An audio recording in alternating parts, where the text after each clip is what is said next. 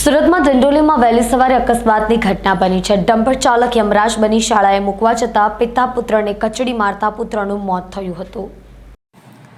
ડિંડોલી વિસ્તારમાં આજે વહેલી સવારે શાળાએ મૂકવા જઈ રહેલા પિતા પુત્રને અકસ્માત નડ્યો હતો, જેમાં પિતા પુત્રને ડમ્પર ચાલકે કચડી માર્યા હતા। અકસ્માતની ઘટનામાં વિદ્યાર્થીનું મોત નીપજ્યું હતું।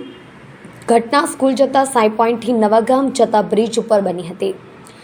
સુરત શહેરમાં ફરી એકવાર અકસ્માત સર્જાયો છે। આ અકસ્માત ડિંડોલી બ્રિજ પર સર્જાયો હતો। શાળાએ મૂકવા જઈ રહેલા પિતા પુત્રને ડમ્પર ચાલકે પાછલા ટાયરમાં અડફેટ લેતા વિદ્યાર્થીનું ઘટના સ્થળે જ મોત નીપજ્યું હતું અને પિતા તુકારામનો ચમત્કારિક બચાવ થયો હતો।